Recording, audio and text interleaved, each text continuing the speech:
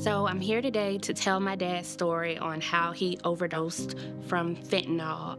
My dad was born on Christmas Day and he passed on Easter Sunday.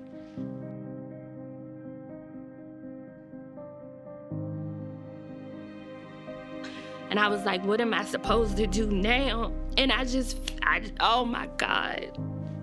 It was the worst day of my life. It was so painful.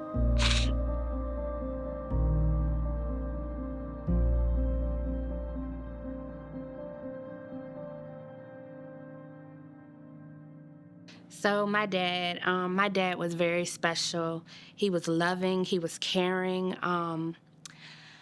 He had a great personality. He was outgoing. Everyone loved him. He was very popular. Everyone knew him. I feel guilty because I would get so mad at my dad because of his addiction. But as now I look back, I know my dad truly loved me because it could be the smallest things I would have, and my dad would always show up for me. Things at school, outside of school, my dad was always there for me, and I miss him so much, and I just wish that I could just redo it, but I can't. I was always aware of his addiction. I knew like something was off from elementary school, but my dad, he would get sober and he would just go back to being a normal person. But in and out of addiction, my dad was always there. He loved me. He always showed up. So, but I was just mad. I was embarrassed by my dad at sometimes. And I remember before my dad passed, it was like right before Thanksgiving, and my dad came to my house in the middle of the night, and he was like begging me for money. And I was just so mad. I was so mad at him because it's like late at night, and he was like, anything you have, just, give it to me. So I was scraping up change to give him money. And I remember like after that, he was calling me and I wasn't answering the phone. I was so mad at him. Like, how could you come in my house late at night begging me for money? And it started in November. March, I was like, okay, let me go to my grandma's house because he lived with my grandmother. And I took him some food and we spoke. And then 2 weeks later, he passed.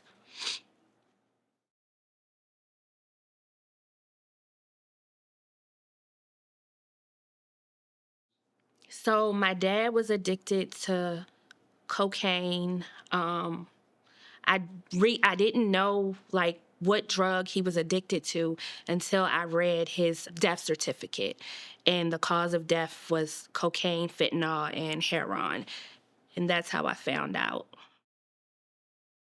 I'm sad that my dad isn't here with me, but his death pushed me to learn about fentanyl and the whole one pill can kill. Also, it pushed me to go back to school. I'm now a certified peer recovery specialist. I'm also a substance abuse counselor, and I'm still in school. The end goal is to be a therapist because I just want to get a better grasp on why do people turn to drugs, or how can I help you so you won't end up like my dad. I would say addiction is a disease. It can't be kicked easily. We have to treat addiction like we treat other diseases, diabetes, high blood pressure. I thought my dad passed from an asthma attack. I didn't know that it was an overdose.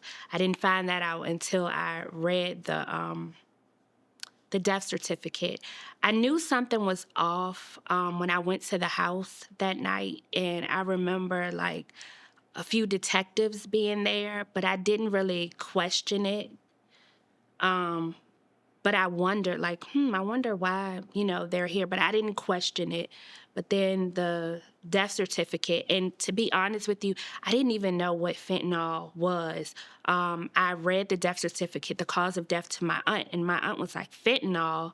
And she, explained it to me. And then I started researching, and then I started looking at other stories like, oh my God, like this is a big thing. So from 2018, I mean, I've lost a cousin to fentanyl, schoolmates to fentanyl. Like, it's pretty serious. I mean, it is serious. It's severe. My brother was like no other. I cling to my brother. My brother, he was a good guy. He worked at Fuller Mars, and I followed him, and I started working at this cigarette factory. And he was always sharp dresser and nice. And I was just thinking that, I think that I kind of blame myself for him leading him, with the drugs. And it's just, it been lingering on with me. And I had to be here today to let my niece know that, I'm trying my best, because I experienced the fentanyl. And went through the itches and the different things that it's just so much I could go on and on and on. But I don't think I was that good for him. I just saying that's how I feel. I feel responsible for him. He wasn't like on using like the heroin or nothing like that. I think maybe he was like maybe like smoking a little marijuana and stuff like that. But I had got to the point that I was selling it, drugs, before the fentanyl came.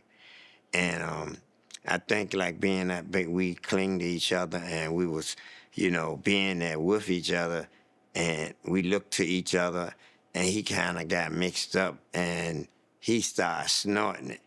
But I was an intervention user, and I smoked coke, and I did tabs, and I did crank, and I was all over the place. And, I think for to be alive, I've been in and out.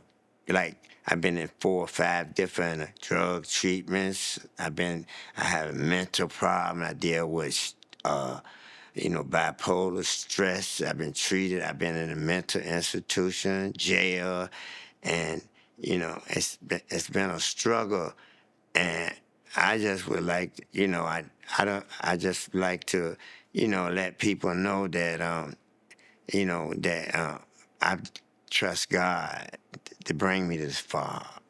See, my mother and father, we was brought up in a good spiritual family, and I never seen my mother or father using the drugs, you drank alcohol or anything. And like when I used to come in the house, I can remember when I was small, I would see my mother on her knees praying. I always trusted in God, and He kept me, you know. Even though I got shot messing with drugs, and God saved me. Then I had an experience of me falling down, and I didn't know where I was at. Was I dead in heaven or what? And when I was going down, I didn't know where I was at. I didn't know if I was dead or alive. But I seen the rocks, and I see people and stuff. I didn't know what. But then when I woke up, I was in the hospital with a tube in my back, and I said, Lord, it was an experience I never encountered.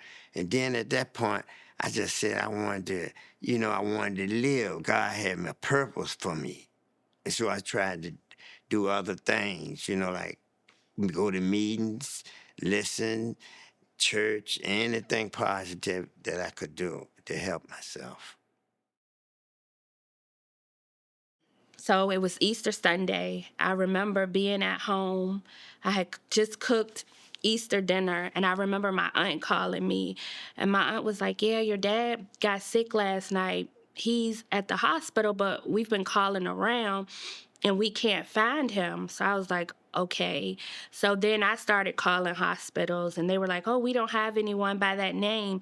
So I asked my aunt, I said, well, what hospital did he go to? And she told me. So I called, and the lady was like, we don't have anyone at that name. So by that name, so I called my aunt again, and I was like, okay, well, I'm about to file a missing persons report. I remember getting dressed, and then I remember my aunt, she texted me and she said he died. And I just remember like just falling to the floor on the sofa. And I was like, what am I supposed to do now? And oh my God. It was the worst day of my life. It was so painful.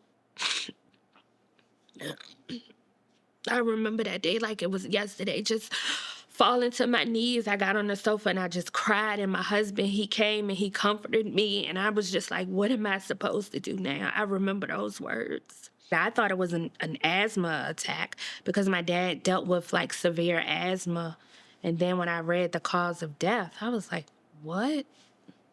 So, just like I just wanted to learn more and find out, like, well, what is fentanyl? Well, why is it doing this? Because I know, like, in hospitals, they give you fentanyl for pain, but I started reading, like, they were mixing fentanyl in with, like, pills. Also, weed was being laced with fentanyl. And I just wanted to learn more. It just gave me like a passion. And also another thing that like helped me turn my life around, the cause of death, it made me go into a very dark space, a deep depression. At some moments I really wanted to commit suicide because I just felt so guilty. I felt so guilty. But I got into therapy, and my therapist, she also was a substance abuse counselor. So she educated me more on this. And she was like, I feel like you have a passion. And she pushed me to go to school. And I was like, I don't think I can do it. I don't think I can do it. And I kept putting it off. And in 2022, I finally went to school and I graduated, last May. But my dad, I know he's a guardian angel because after his passing, everything in my life it just got better. Everything, it's just so much that I want to do. I have goals. Back then, I didn't have goals. I wasn't thinking about anything. My self-esteem was low. I just felt like I couldn't do anything. Both of my parents struggled with addiction. So I just thought I was nothing, wasn't smart enough, but his passing definitely like helped me. And then I know this might sound a little crazy, but I needed some type of closure for my dad's passing. So I spoke with a medium because I was reading, I used to say, like, God, please send me signs from my dad. And I was reading, like, if you see cardinals, if you see this, and I would always see pennies. I was like, oh, that's my dad. But I wanted to have a reading with a medium. And so I had a reading, and the medium was like, your dad just wants to let you know, like, every time you see a penny, that's him. And some days in my darkest moments when I'm sitting in the car or if I'm at work and I'm about to cry, I see a penny. And when I see that penny, it just turns everything around. It puts me in a better mood because I know that's my dad telling me everything is going to be okay and to push through. She said, he's born on Christmas Day. He died on Easter. We was in the house, so it had been going back and forth. My brother had been using, and I was trying to watch him. So this night that we was in there, I had got tired. Really, he had just got his retirement money, and he got a big check. And this night he started calling there. He came in there and he told me, call the paramedics, call it. So I went and I said, for real, Reggie? Then after a while, I stopped and went back into my bedroom and went to sleep. Then after a while, I heard him call back again. Ralph, call him, call him. I said, for real, Reggie? He said, yeah, man, call him. The third time, I said, damn, man, I'm telling you, I got kind of overwhelmed. And we was at the back door, and he was standing up with me, and he was shaking like, so I had already been doing stuff like putting ice and doing other things and stuff. See, it was really kind of got on my nerve. But when he was standing in front of me this time, he was standing up, we was at the back door. And he said, call him, call him. So I started calling. So I said, Reggie, what you want me to do? He said, he was trembling like, it looked like he was going through the shakes and looking at eyes rolling and looking. I had to open his mouth and close. So I said, man, come on, what you want me to do? So this time, he fell toward me. And when he fell toward me, he was at the back door. And I had opened the back door. He fell down on top of me on the back porch. And we fell down together. He fell on top of me. And so this time, I kind of, when I raised up trying to lift him up, his bowels had broke. So when I seen that, I hurried up and called the fireman and the paramedic. And when they got there, they went and tried to serve him. I tried to lift him on the back porch, and they told me, say, oh, he gonna be all right. He gonna be all right. I know. But I knew that it wasn't all right. So I called my younger sister, and I told her, I said, Gwen, I'm telling you, Reggie, I ain't say it. I said, I don't know. I called her, I said, this time it's different. And she said, Ralph, well, you just go ahead to bed and get to sleep, and we'll wake up in the morning and do that. But then later on that next morning, we hadn't heard anything. So that after a little later on, a police knock on the door. And so I felt in my mind, I said, Reggie dead. I just said to myself. So when she knocked on the door, she said, let me speak to you for a minute. I knocked her out the way. I said, I started hollering, my brother dead. And everybody around there, that was just hard. I just couldn't stop. And she was trying to contain me. And that was that, And then after that, I really just felt experience. I just had a bad attitude against everybody that used that fentanyl. And and that's my story, Leave drugs alone. Like, anything can be laced. And that's what I try to preach to the younger generation. Like, the pills, weed, they can lace that with fentanyl. Like, just leave it alone. Leave it alone. If you're dealing with something, don't turn to drugs. Go get counseling. Go speak with someone. Leave drugs alone. They are no good. They will ruin your life. You might think of weed as a gateway drug, but eventually that might lead to something else. Leave pills alone. Leave weed alone. Just try to, I know it's hard. We've all been through stuff. I know I had a rough childhood, but get some counseling, go to therapy, work through those childhood issues, talk about them. And that's something my grandmother, my dad's mom, always used to say. I would wonder, like, why would she tell everyone her business and what's going on? But she always would say, let it out and you would feel so much better. And that's something I never did. I was very reserved. I never talked about my parents.